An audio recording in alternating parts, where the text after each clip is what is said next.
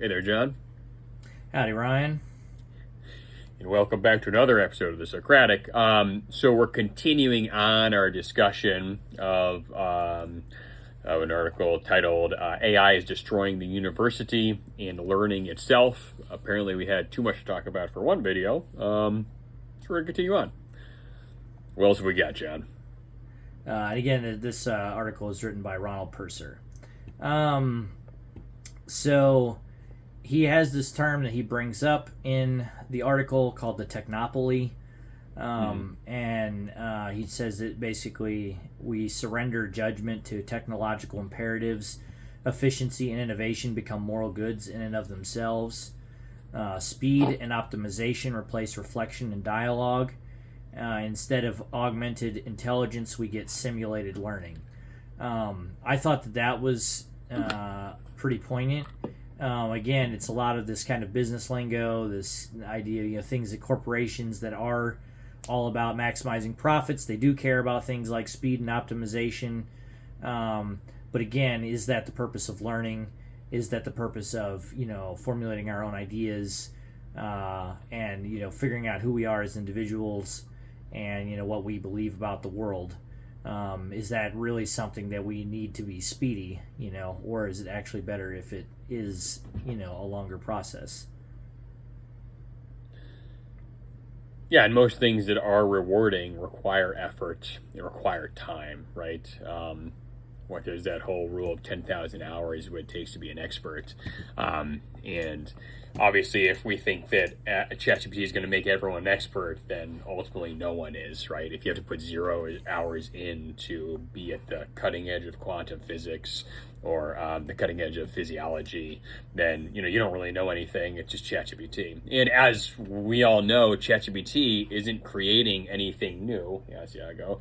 It's just regurgitating information that's already out there. So once we have that hollowing out of experts, then how are we going to navigate forward, progress forward as a society or as a culture? Probably not. We're going to stagnate. So it's problematic.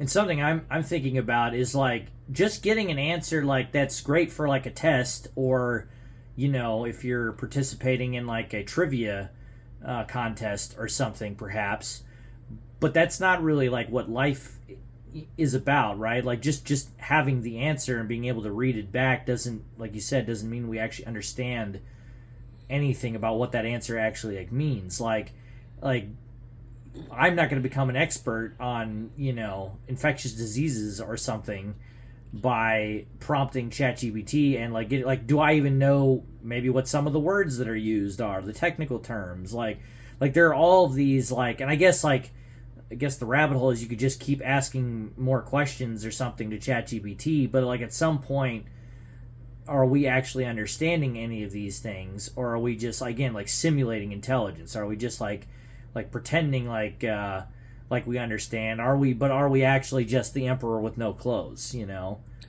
Right, we're just going through motions of, having our eyes read across the screen at information that's provided to us based on prompts, with nothing being absorbed, right? And the answer pretty definitively is yes, significantly more so than if you're, dragging your eyes across the page, right, of uncurated text in your textbook or in the novel that you're reading, and having to actually like make sense of the fullness of that information rather than having it be reduced down to the cliff notes, summaries that ChatGPT gives you. I mean, what's more horrifying to me, right, is your question of like, what's the point of even asking a question? What's the point of even getting an answer? And I think this kind of goes back to what we're talking about, how like these forces have been at play, or some version of these forces have been at play in higher education and in learning in general before the advent of artificial intelligence, right? And I think the same sort of thing goes to just like us as people, right? In many ways, a lot of people, want an answer in order to finish a class, get a degree, get a job. Want an answer in order to finish their project at work, to get to the end of the day, get the paychecks, they go back home and they can watch Netflix, right? They can start consuming. And that's like another aspect of this technopoly, which is like, what is the point of all of this? And is it just that we check boxes to get back to our consumption of other technology? And can technology just facilitate us doing these things, our jobs, our interactions with others, our education, so that we can get back to what we actually value now is more important than learning or becoming more full human beings of just consuming content, right? And there is like kind of like a hollowing out of both our inner lives and now education, and jobs and all that, that, you know, is obviously being advanced further by AI, but things that, get out of here, Asiago, that started well before artificial intelligence or LLMs. Yeah, and it's one of the things in the you know, article we touched on this already to some degree, but he says like university is now about credentialism, consumption, and convenience. It is, you know, and honestly, you know, obviously even prior to this stuff. So when he said that, was that in the author's voice or is that someone else? I don't remember. I forget too, because at some point he brings up, you know, the a couple individuals who posited the future of the university as less a institution that is valuable for self-development. More experience. Right. Yeah, it's not an institution that's valuable for self-development or for learning or for you know, self-actualization. Instead, is a place to date. It is a place to go to sports games. It is a place to acquire entertainment for 4 years, a very costly 4 years, but for those who can afford it, I guess. And then you come out with a credential, with perhaps a spouse, and with some, you know, memories of good times, right? And that, I guess, is the road we kind of have been reducing. We've been on the path of reducing education down to that for a long time, right? And many of the things, you know, as the costs of education for the student have ballooned, right, to tens of thousands. The things that have been provided in an educational capacity haven't really advanced much, but we have advanced like the number of student activities on campus, which have some value to them, the number of sports teams and sports entertainment events on campus, which again have some like exactly. Colleges now are basically like cruise ships, right? Land-based cruise ships where you have your food is taken care of for you. You can go to the gym whenever you want. You have social clubs to go to. You have sports entertainment. All sorts of things are put on for you.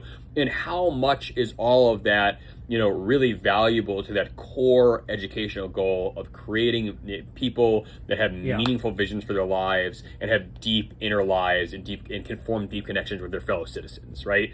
And probably not much, maybe some amount. It probably helps that to some amount, but certainly not as much as the costs that are now associated with them.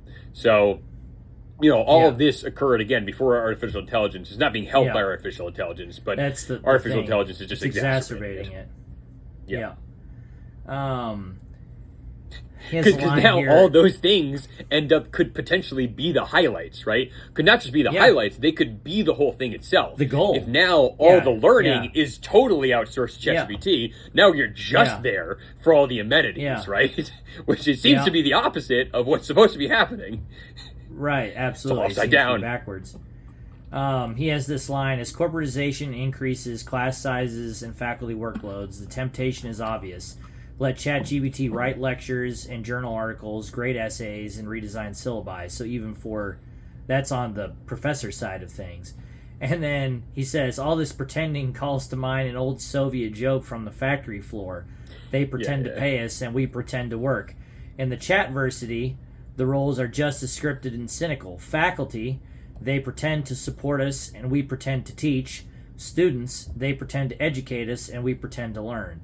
And it seems really quite demoralizing and kind of like, what is the point of all of this if that is like where it ends up going? And then, you know, you do have to start to asking these questions, like, what is even the point of college anymore? If like everything is just going to be putting in prompts do you need college to figure out how to write prompts for ChatGPT? Like, if everything going forward is just going to be like, well, I'll go to ChatGPT and write a prompt, you know, and then it'll spit me out an answer. Like, why do I need to go to college to do that? Like, it just doesn't, seem to make a lot of sense. I think there is a caveat that we should point. We've touched on it a little bit, but we could get into it a little bit more expressly. He does in the article. This whole idea of like, what is the purpose of education? Is it just to check this box to get this piece of paper so that you can go get this job and whatever. And then it is that is how it feels like it. And that obviously predates this stuff. I mean, I felt that way as an undergrad, that like basically what I'm paying for here is to get this piece of paper that I can then take to a job. And tied into that, obviously, then, if that is kind of the case, he talks about how there's this immense pressure on students to maintain GPA for scholarships, visas if they're international students, if you have financial aid and you have to have like a certain GPA. So it has like made education transactional, and it's sort of making cheating into a survival strategy. Right, all the incentives are aligned to create a system where it would be silly for the students not to make use of ChatGPT if it's available, and if it's incentivized at the administrative or the educational level, right? Again, for all those things that you talked about, not only is there some amount of credentialism that certainly is baked into higher education nowadays, but also that survival aspect where many students require the GPA, require success in classes in order to sustain their capacity to be there, or even maybe their capacity to be in the country. And so all those incentives are aligned towards, making your crafting of products to pass these classes as easy and as little time consuming as possible. And if ChatGPT is going to do that, then, that's the direction that people are going to go. It's not going to be surprising. And what you need to do as an educational institution, or as a society, though obviously society and the government's going to neglect this duty, and certainly the corporations are, is you need to put obstacles in the way of doing that, assuming you have the values in mind that your education is important, not the degrees that you are providing to people. That the degree is something that shows off a nebulous and abstract thing you have provided for students, not the degree itself. And if the educational institution, the administration there, the bureaucracy that runs it, do not understand that there's a value there, then, welcome ChatGPT onto campus and create this production line of professors giving artificial intelligence derived materials to students, and then students taking artificial intelligence derived material and giving it back to professors. Because at the end of the day, all we're doing is we're printing out credentials, we're printing out degrees. And as long as the degrees get printed and people put the time in that we've decided is what earns you that degree, then there you go. We've done it. Job accomplished. And in that vein, then obviously what a lot of these kids are going to look for is how to cheat even better, right? There's an interesting example. There's an interesting example in the article of a couple of like cheaters who like basically published how they cheated on like exams or assignments or whatever, and he points out the irony that they got punished because they published that stuff, but at the same time the universities were signing deals with these like same AI companies, and then a couple of these kids then went into the tech industry themselves, and they developed an app or whatever to help basically you cheat smarter, and like by doing things like including typos in your responses and stuff to make it like less obvious that you cheated, right? Because if it looks too sanitized, too professional, perhaps a professor might be able to pick up on the fact. I will say this from my own experience, there were so many times, I know for a fact most of my students had no clue how to use colons or semicolons like at all. Just nobody knows how to use that shit. I got so many essays that were just full of these, and it's just like obvious that it was because they got it from ChatGPT or whatever, that was like printing in like words that I was pretty confident they didn't know what they meant. Like it's it's there's a way still currently to kind of be like I'm a little suspect about that. But now the next level is going to be that there are these companies that are going to like basically show you to cheat, but still include like typos and other things that basically make it look like an actual student did it. And one of the things that the guy basically that came up with one of these companies said was, when everyone cheats, no one is. And then, the implication becomes that if you're not cheating, you're going to be left behind. Right. Because you're not taking advantage of all of the tools, so to speak, that, that are available to you. Right. And then obviously the obvious question is, well, if everyone's cheating, so no one is, then what are we really accomplishing? And Exactly. the answer perhaps is nothing. And this is another interesting thing he said about like the difference between a lot of past technological tools, like calculators, like the printing press, like these other advancements that we made, and kind of like ChatGPT. He said past technological tools extended cognition, whereas ChatGPT automates it. So it's like in the past you still had to have kind of some understanding of things in order to like use the tools, and maybe they just like helped you do things more efficiently or perhaps a little quicker or whatever. But the thing is, the ChatGPT is really just like replacing that thinking. And he also kind of acknowledges that it privatizes that act of thinking under this corporate control, which also seems highly worrying. All of the conspiracy people out there that are always concerned about like, the government telling us what to think or whatever. It's like, well, these big corporations are probably going to fucking do it here too, And it seems like that's, a very bad idea. There are other forms of mind control than just like, inserting a chip in your brain. Right. And if your entire like thinking process has to get run through a machine for you to accomplish it, then who controls that machine? It's obviously going to exert an undue influence on your identity, and your actions. 100%. And in this vein of, again, some of this isn't like a new problem, it's just that it's worse. He also acknowledges that cheating has obviously always been a thing, going from the old analog of scribbling some notes on the palm of your hand or whatever, right? To, people uploaded tests to websites. This was obviously before ChatGPT and stuff like that. Like you could go and maybe find a professor's like prior test or something online that somebody had uploaded. There were obviously ways to do a lot of these things, but one of the things he points out that's significantly different about ChatGPT, he also pointed out one of the other ways people used to cheat, right, is you could pay somebody to like write your essay or whatever, right? But when he says ChatGPT, he says it doesn't sleep, it doesn't charge, and it never says no. So whereas in the past, like, maybe you weren't able to afford to pay somebody to do it for you, or somebody was asleep and you couldn't pay them to do it before you needed it done or whatever. It's like now again there were barriers to the cheating, right? It wasn't frictionless. Now it's frictionless. And so that means that someone has to put those barriers up, or else the pressures that, again, force us to kind of check these boxes in order to do things that are functional for us, like get a degree, to get a job, yada, yada, yada. Those pressures are going to push everyone in a direction of the frictionless cheating, right?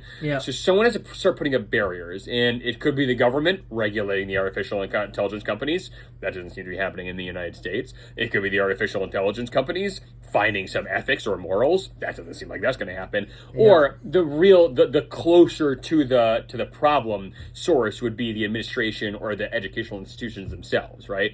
And so the real problem here is that they're embracing this wholeheartedly rather than creating impediments so that students don't run towards these frictionless methods of cheating, right? Because again, the incentives are all aligned in that direction. The pressures are all aligned in that direction. Unless you start exerting some countervailing pressure or some countervailing force, then you're just going to get everyone cheating. And then what are you doing at that point as an educational institution? What value do you have?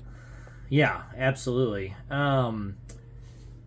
So another interesting thing that he brought up in an article, and this is a guy that we've encountered before, but he brought up, is it David Graeber? Graeber is his... David Graeber, bullshit jobs. Yeah, so the bullshit jobs idea, and this was that basically work is not sustained by necessity or meaning. It just like becomes like administratively like necessary, and he says that he's obviously no longer with us, but he said that those jobs created profound psychological violence because everyone has this knowledge that like the your labor to what you're doing like really has no like actual purpose. And then of course Purser here then kind of extrapolates this over to then now what's going to happen with education, where basically students are paying for credentials but they didn't learn anything.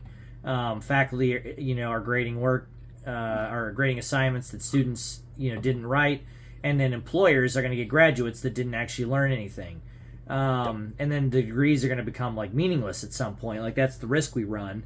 Or perhaps employers are going to start checking the date of like when you graduated, right? Like I could see that too. Like you could be like, oh, did you graduate before ChatGPT was a thing or not?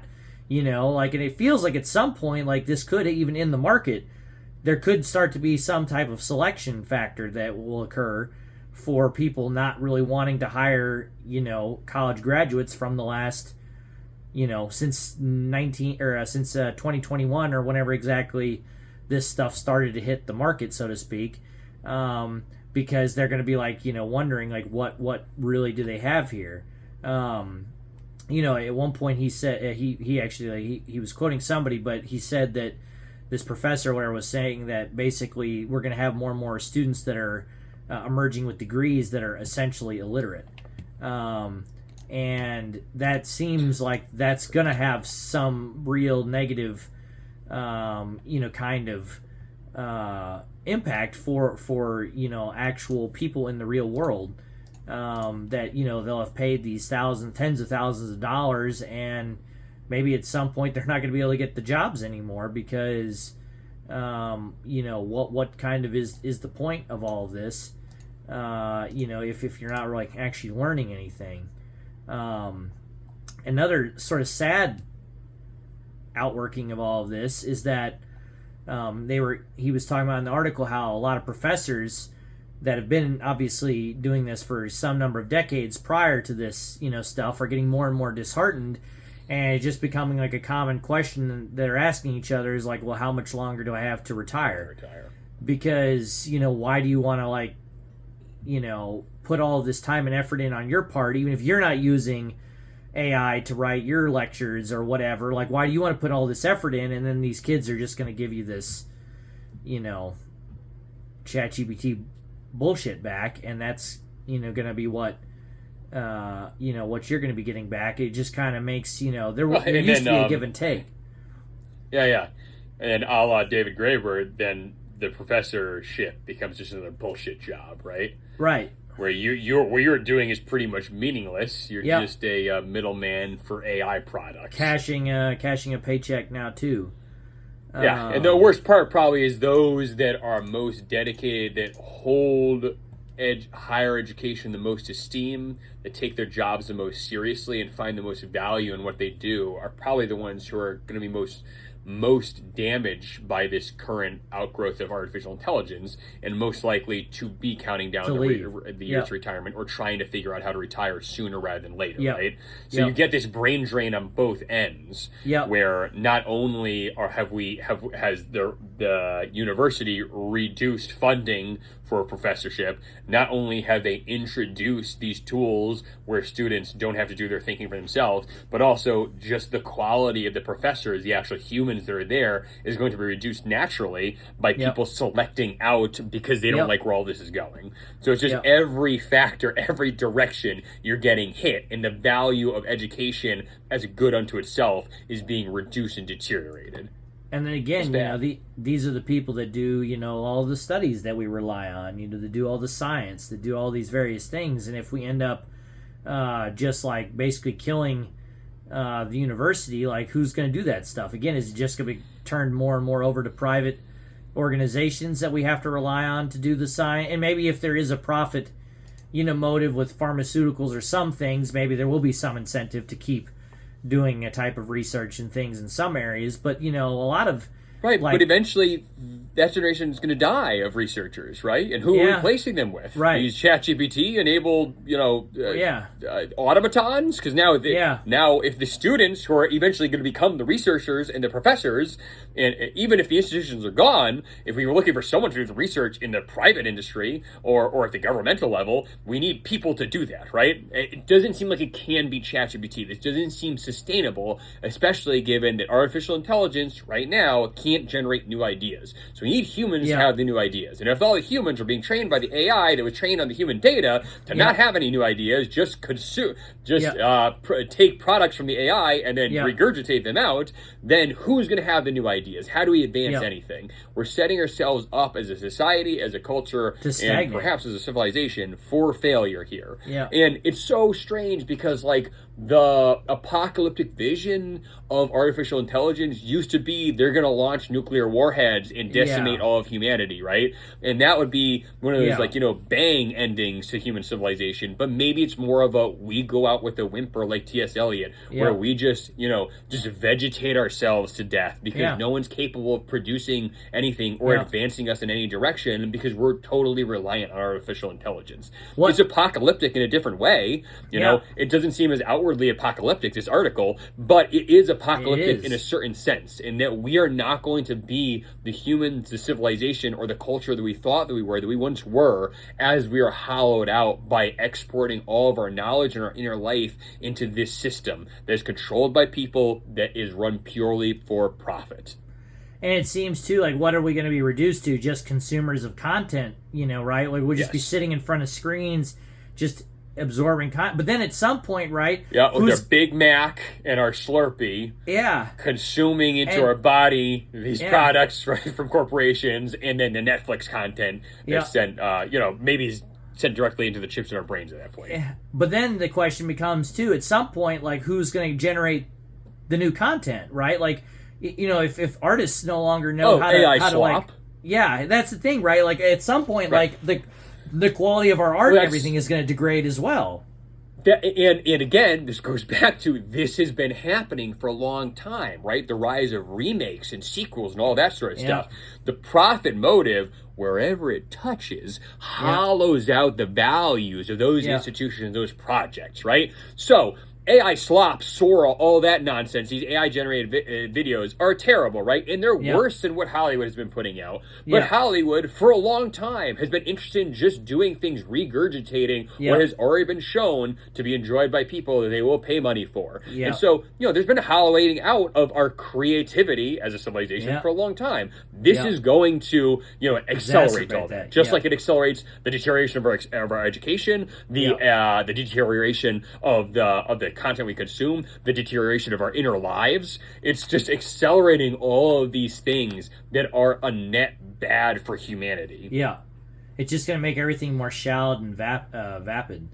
It's sad. And then, he talked about how, the people that, dare to push back against this stuff, are called like Luddites and gloomers, and, Gloomers. You don't want to be, the Sam Altman and stuff, questions, you don't want, success, you don't want, to go forward or whatever. Stand in the way of progress. Yeah. And if we don't do it, China's going to do it. And that, exactly. It's all sorts of reasoning that, is, maybe even some of it is legitimate, right? But you know why they're providing it. And it's not because they have some altruistic motive, right? No. There's a profit incentive, and it is driving the show. And unless there is some resistance at the institutional, the individual, and the governmental level to that profit incentive, then it's going to continue driving the show. And it's very obvious the roadmap of where that drive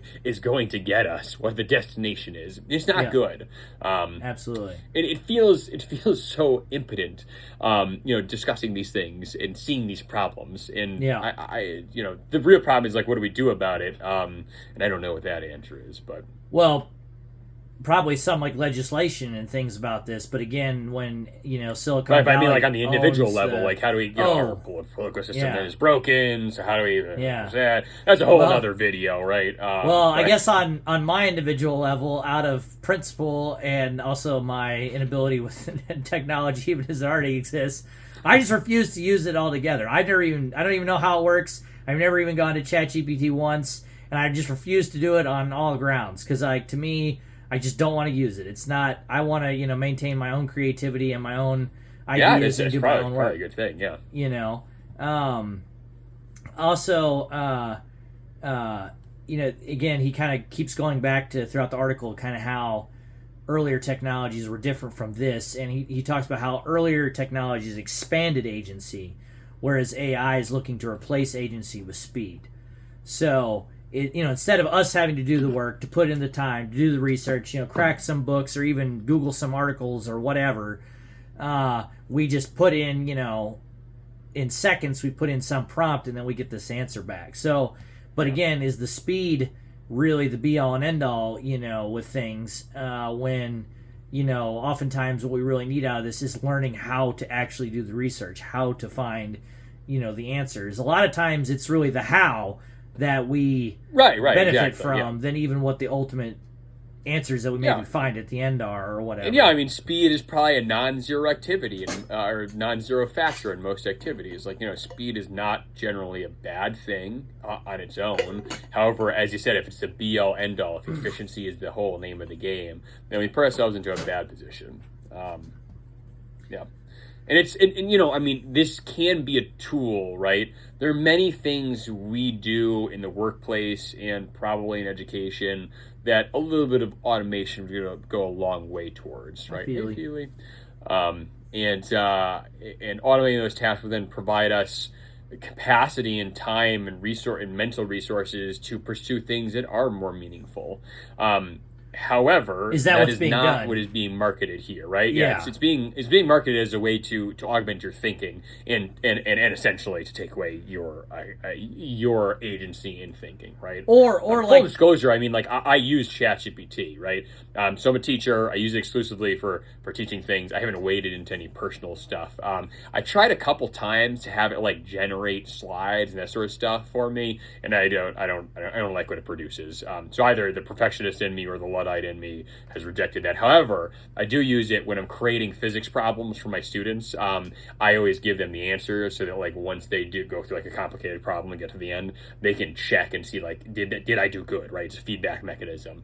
And so, especially if it's a more complicated problem, I like to put into if I had a colleague at my school, another physics teacher, then I would probably go see them. But ChatGPT, unfortunately, is my colleague in that capacity. And again, I use it as a tool, so I plug in a problem, see what it gives me. The odd thing is that about, I'd say 40% of the time, if it's a complex problem, like a multi-step physics problem, it doesn't get the right answer, which is why you require expertise and some level of understanding that you developed and incubated outside of ChatGPT being your second brain in order to check what the answer is, right? So, the article said a few things about how this isn't a tool. This is technology. This doesn't help us think. It just does the thinking for us. And I think there are certainly ways that this can be leveraged as a tool rather than all-consuming technology. But the forces in the direction that all of this is going is not in that direction. And something has to be done, again, to put some policies in place or some regulation on this so that we slow down the progress, because again, sometimes speed isn't the end-all be-all. We slow down the progress so that we can make sure that it attends to our actual values rather than just speed, efficiency, and of course profit. Well, and that would be one thing I would definitely pick up on there, to be quite honest, is currently the technology isn't really good enough to just farm out your everything to it, because there was that guy that tried to write that legal brief in Texas or whatever using it, and it was riddled with errors, and it made up court cases and shit weren't even so it's currently it's not actually even, and I don't know if it'll ever get to the point of being good enough, But currently, it's not good enough to actually do most of this stuff without errors. And so, like, if you just assume that it is, you're going to set yourself up for some failure when you run into somebody that actually knows what they're talking about and what's going on. They're going to be like, where did you get this from? Like, this isn't even a real court case or whatever, like, and you're either, at best, you're going to make yourself look incredibly foolish. At worst, you might lose a job or, like, get your law license revoked, and things like that. Like, when this stuff comes out, you get in huge trouble. Actually, in the article, it was brought up how that one student, like, caught her professor using ChatGPT to create the slides that he was using in class, when his express policy for the class was no ChatGPT was allowed. And she, like, sued him to, like, basically get her money back that she spent on the like, there were gonna be, like, some real world, like, real consequences for a lot of these kind of things.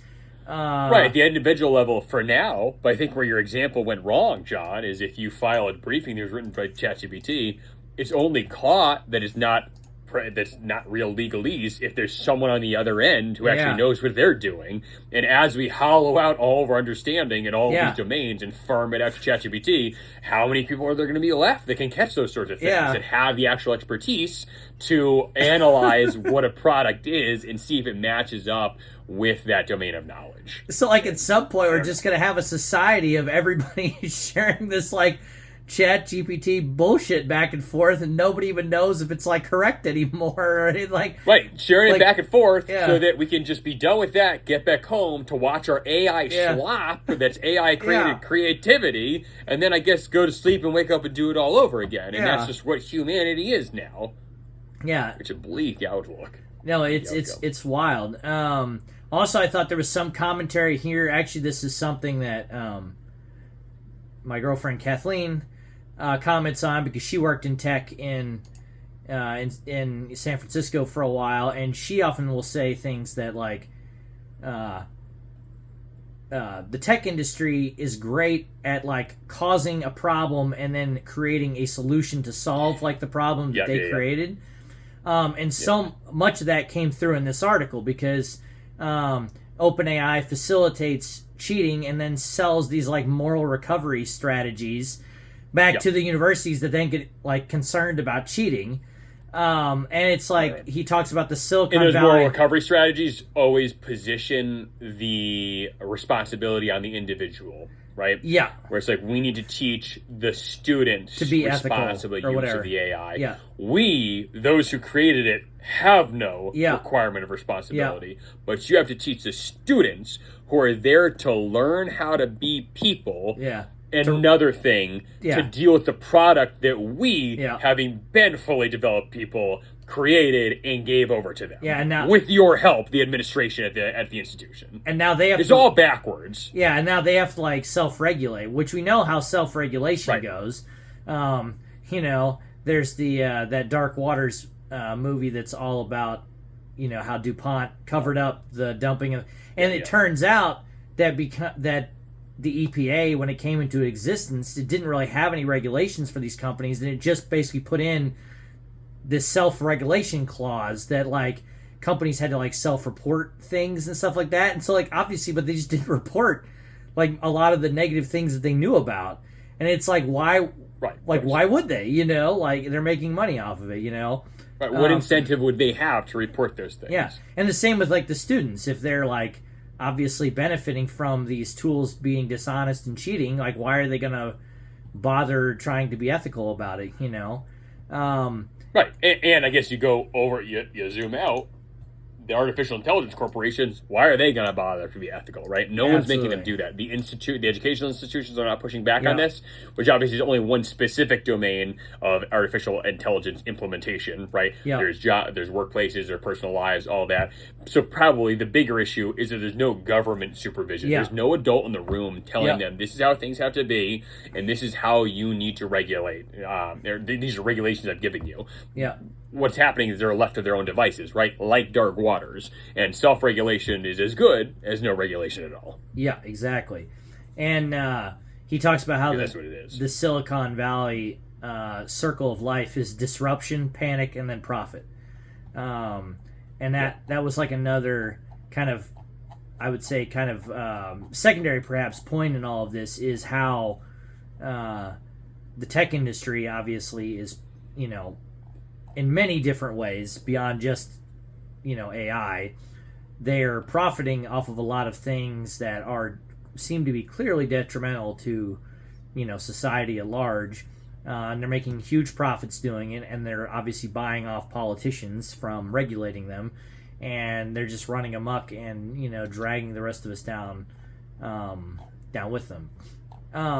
Yep. There was kind of one final point, I guess, that was also that he kind of slid in towards the end that I thought was also interesting because it's, again, something we definitely think about it with capitalism in general, but it was interesting to also consider it in, who was that? W or Blue? That's Blue. Blue, yeah. Trying to get his camera time. Yeah. Hey, they love their camera time. But it was something we think about a lot with capitalism in general, but also like, it might not be something that people would think of like immediately with AI. But he was talking about the hidden labor of AI and also tying it into colonialism to some degree. One, obviously all these models are just trained on things that people have written and produced out there that they're not being compensated for. Used to be that was like copyright infringement. Back in the day with, you go way back in the day with Napster, right? Like he was, downloading all this music, creating this like repository for people to like access, but he wasn't paying any royalties or any copyright stuff right to the artists. And then, a bunch of artists like took him to court and it was a huge thing and all this, right? But now essentially these big AI companies are just doing that all the time. They're just like taking all of this information that's out there, screenplays, essays, research papers, you name it, all of any just Reddit posts for that, just any kind of content that somebody out there has generated at some point, and perhaps to varying degrees of like time and energy they put in it. Obviously, if like somebody's research paper or like a book or something, they probably spent years or months at a minimum, invested in this. And now it's just all being like fed into these algorithms and these AI models, and they're learning how to take all this content, wood chipper it in there, and spat back out as some drivel, and nobody's being compensated, regardless of what the outcome is. Right? That is, there should be some compensation for all that data that we, the people, right? Probably everyone has some amount of information that was consumed and built into these AI models, right? Because again, they're just scouring the internet. They're not. It's not necessarily taking just the most official resources like textbooks, books, research articles, right? Absolutely. It's just internet speak as well. Yeah. So our conversations are out there. We're not being compensated. Obviously, that's probably a little less worthy of compensation than like pieces of art and pieces of products of actual creation. Yeah, research. But no one's being compensated for this. Yeah. So ultimately, they're taking like the aggregate amount of human production that's produced by real humans, right? And they have baked it into their AI models that they have privatized, right? Things that all of us own, and they've privatized, and now they're extracting, exploiting all of this profit from it. Absolutely.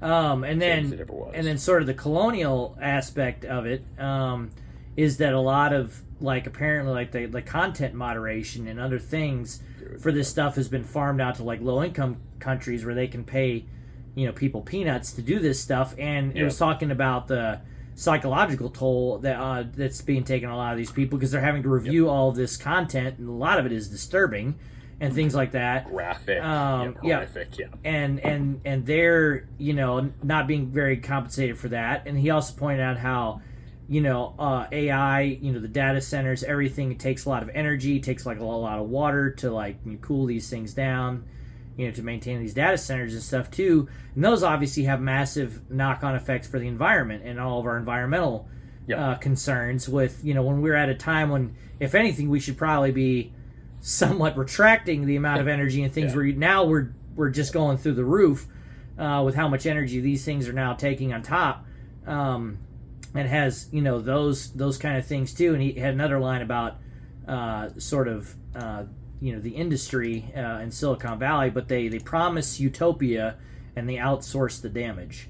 And I think that's definitely a fair critique of tech, but also certainly could be labeled against capitalism kind of in general too. Same as it ever was, right?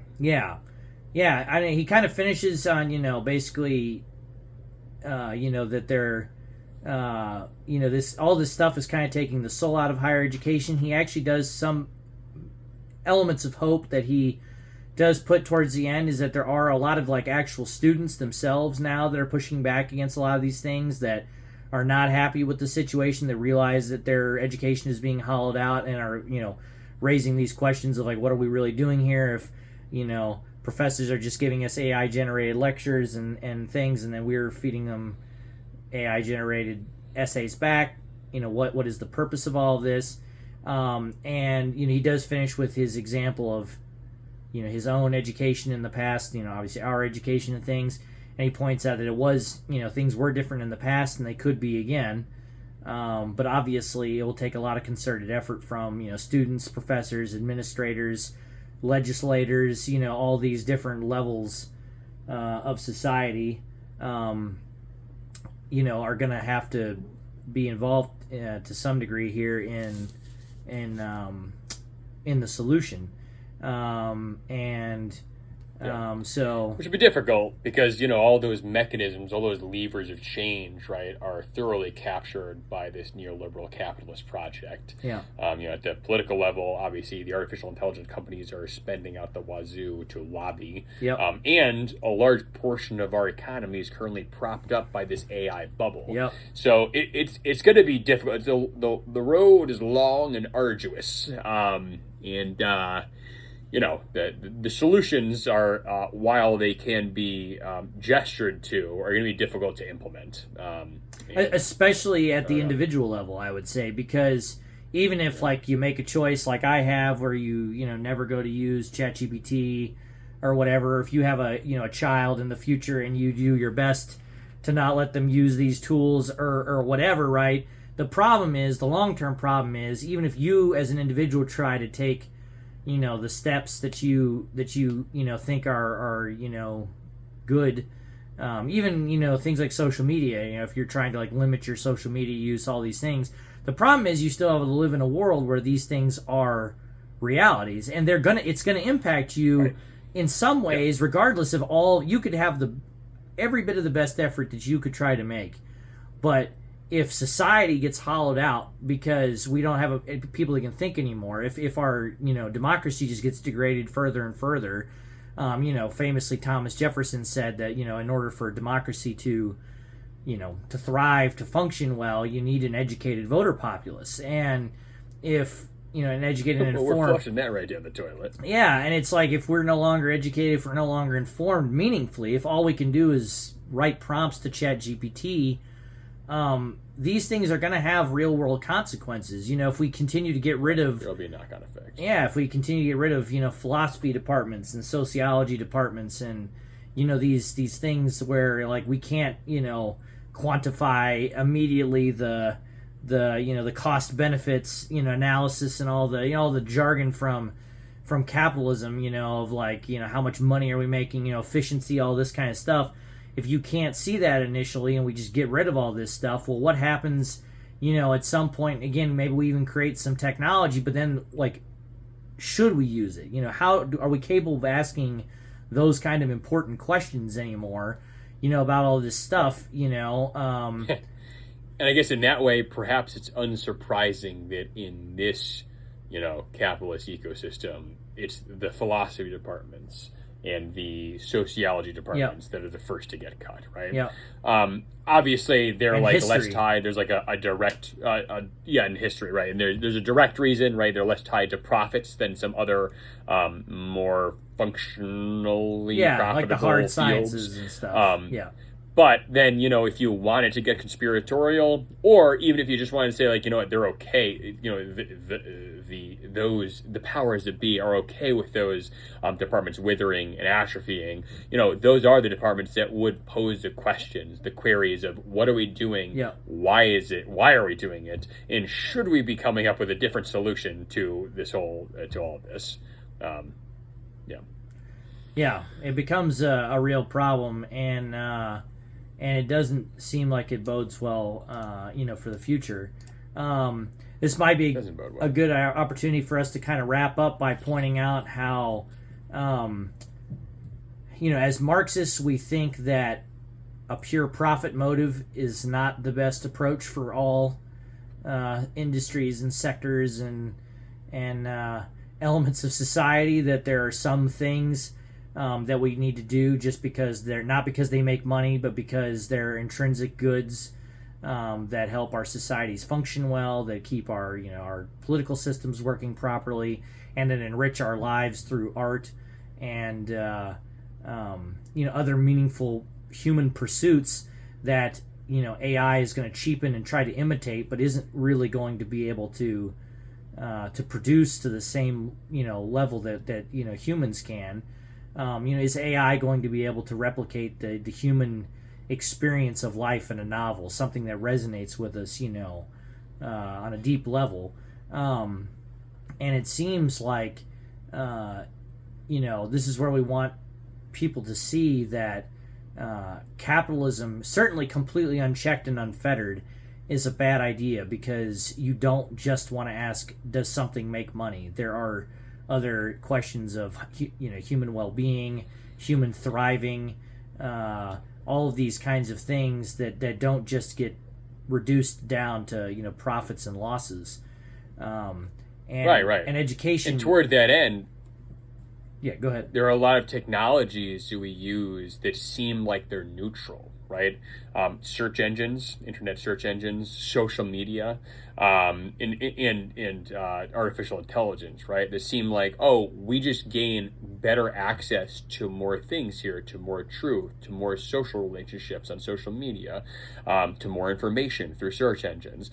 But none of these, all of them are controlled by private entities through which the capital is owned by private individuals, right? And they all have profit motives. So even if they're not directly influencing things through like political motivations or anything like that, the algorithms they run on are designed to maximize profit. And most of the time, that involves us giving it, or it trying to extract as much attention from us as possible.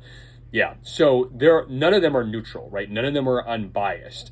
And the more that we can see that there is something that they want, and something that they want from us, and something they're taking from us, the more power we have to be able to keep them at an arm's width and hopefully influence some change in the society around us to kind of reverse course on these sorts of things.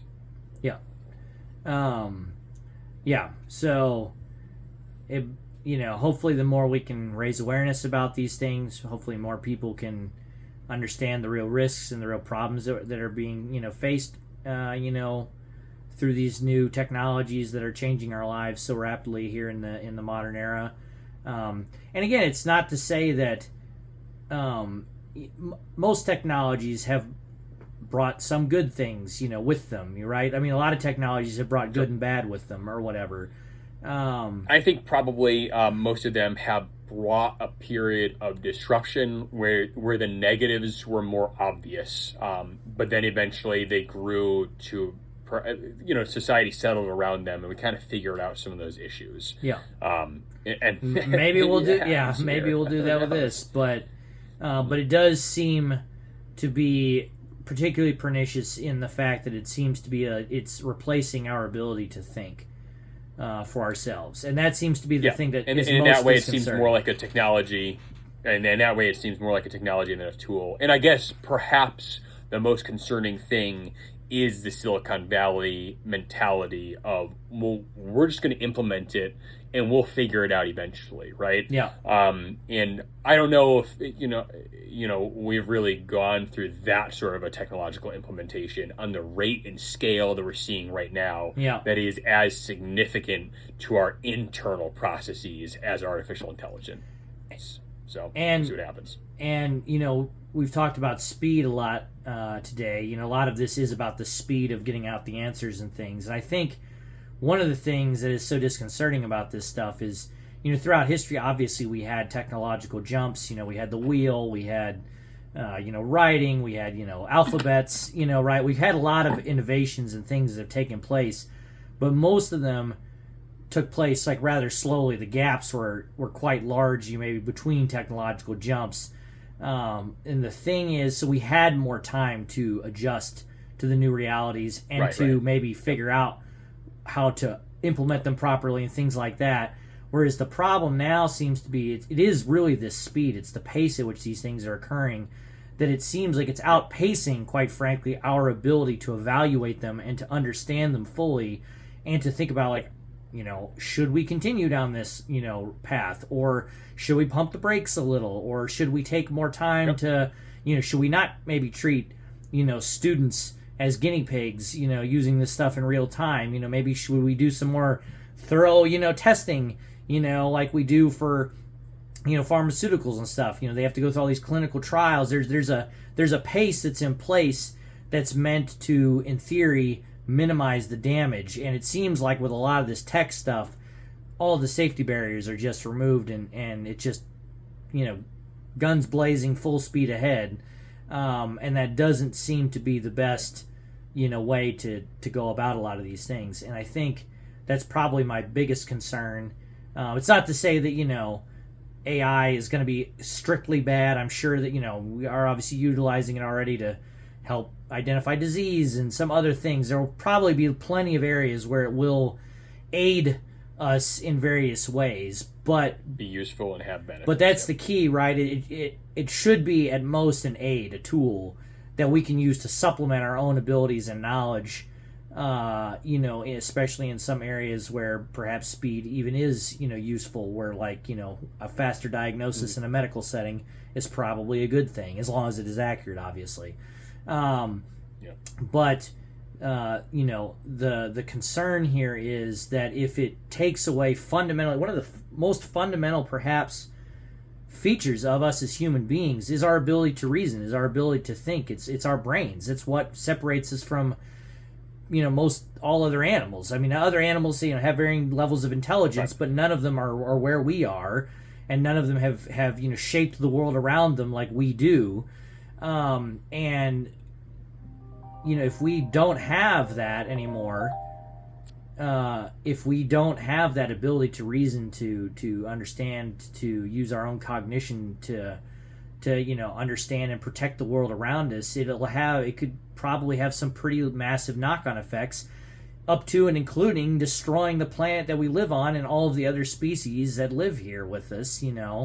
That obviously had nothing to do with this stuff and will just end up being, more victims of our, hubris and our, lack of foresight and, all of that. I don't think it's a good idea if we stop using our brains and stop wrestling with ideas and stop thinking for ourselves. And I think I agree. Yeah, and perhaps in that vein, generally not a good idea. Perhaps in that vein, to wrap up, we encourage y'all to, as always, here at the Socratic, we always encourage you guys to use your own brains and to do some of the work yourselves, and to go read this article, "AI is Destroying the University and Learning Itself" by Ronald Purser, and grapple with it, wrestle with the ideas, talk about it with your friends in person. Have a good conversation. It's just what we're trying to do. Lean into our humanity. Maintain, these things that make us human, and these important things that we, at least I and I think you don't want to see go the way of the dodo. I don't want a bunch Yeah, of and an incomplete and oversimplified, but perhaps useful model is that it's kind of like artificial intelligence versus humanity, right? And Yeah. the more that you use these algorithms and this artificial intelligence, the more you're sacrificing of your humanity. Yeah. And if you keep that in mind, then perhaps more often you'll make choices that resist the artificial intelligence, resist the algorithms, and focus more on more meaningful human activities. Yeah. Yeah. Let's stay human. Let's use our brains. Let's think for ourselves. That's our that's our motto here at the Socratic. So hope you hope you enjoyed our conversation today, and hope you check this article out and think about some of the ramifications of AI and what it means, for the future. And hopefully you'll join us again next time on the next episode of the Socratic.